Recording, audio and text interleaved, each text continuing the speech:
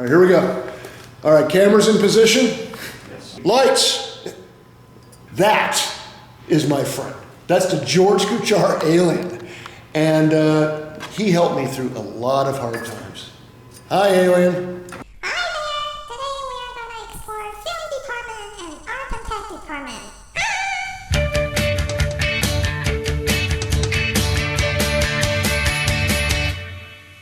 So we're going to go up here. This is a famous place. Actually, downstairs was a makeup room, but also where the store. But this now is anything that's left over from George Kuchar. Oh God! Hello, everybody. Can you believe this? This is unacceptable. Your place is here at the window. This was the very first chair I got from a crew, and so it's meaningful to me, and so I leave it in here. Now we live in a very different digital era, but one of the really cool things about San Francisco Art Institute is that we still can develop 16 millimeter film, black and white, and hand process black and white Super 8. And now we have a new school lab where we're doing 360 filmmaking, VR, a lot of that. So you go from the old school lab to the new school lab, and then you can go from the new school lab back to the old school lab. So it's not only f-stops, it's also a LUT, okay, a digital equivalent. Why am I here? Well, I went to this school. It was very important to me because I came out of a pretty intense music program, which I really loved. But I wanted to mix film and music. I wanted to be able to hear a visual and see a sound, okay? So this school allows you to experiment and kind of push the envelope and get out of your comfort zone and try things and play with linear and non-linear. And I think and go to other departments because it's interdisciplinary. Take a painting class, take a sculpture class, printmaking.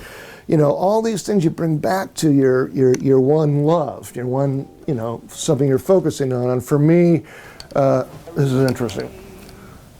It's my son. Hold on. Well, film students at SFAI, when they come to SFAI, they have the ability to right away check out equipment from a pretty wide range of filmmaking production equipment, so cameras, lights, equipment that you need to make a film. So all of that is available to students when they start in equipment checkout. Studio X, where we are right now at SFAI, is a space where students can process the film. They can view the film just as we have right here, and they can edit the film. So we've got a station here that a student is working at, editing his film. So this is some black and white film that somebody has just kind of colored in with marker to give it a little bit of tone. And to make a cut on that, you simply put it in this splicer here and you just splice.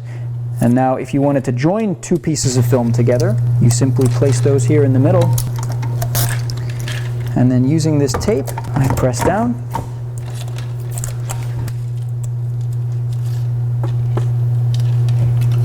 And if I wanted to maybe view that film, that's as simple as popping it into something like this, which is a viewer. So take a look at that. Here in the wet lab, we got some sinks here for students to hand process 60 millimeter or Super 8 film. So SFAI, one of the few schools that still has the facility to do that, which is pretty cool. Students seem to really enjoy it. Once they get their hands on chemistry for the first time, they kind of stick with it. That's Studio X. And you guys have seen, I think, the digital studios upstairs. We've got the editing suite. We've got a nice audio suite where students can come in and they can digitally manipulate video and audio. We've got the capture suite. And the capture suite is a place where you can sort of cross over between analog and digital. So that's a really cool feature that we have here that allows students to really dip into both methods of making moving picture. The first film classes that were taught here were in the late 1940s. They were taught by a person named Sidney Peterson, and then they did film workshops through the 1950s here, and people like Stan Brakhage took film classes here, Yvonne Rainer took film classes here, and Robert Nelson and Gunvor Nelson and Janice Lipson and Lawrence Jordan, James Broughton, and all those people began to teach here in the late 60s through the early 70s. and the great George Kuchar, who started to teach here in the early 1970s as well. And he taught here for 40-some years with these legions of students and these great films, great class films that he would always donate to the library. So we have lots of things on 16 millimeter that he made. And then in the 1980s, to use up his classroom budget better, he switched to making things on video. And to the chagrin of many of the people in the film department, but they were still terrific things that were made on video that we have in the collection here too. But he had great students, including one who teaches here now named Christopher Coppola. But this is part of the Kuchar collection that we have. We have a lot of things that are on videotape and a lot of things that are on 16 millimeter film that are stored with our film collection. This is sort of more of the archival things that we have.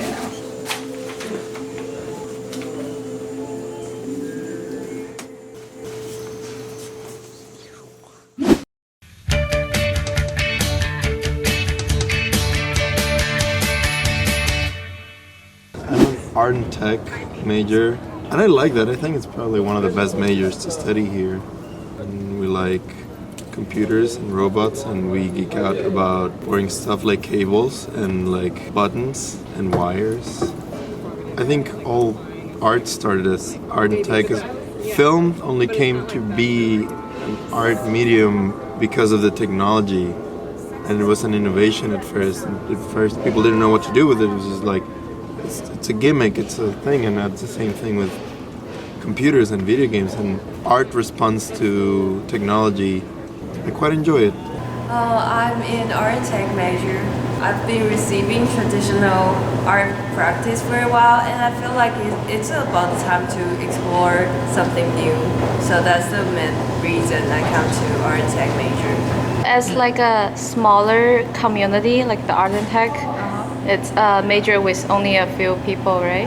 Like compared to other majors. I think it's only about 10 something. Yeah. Like not much.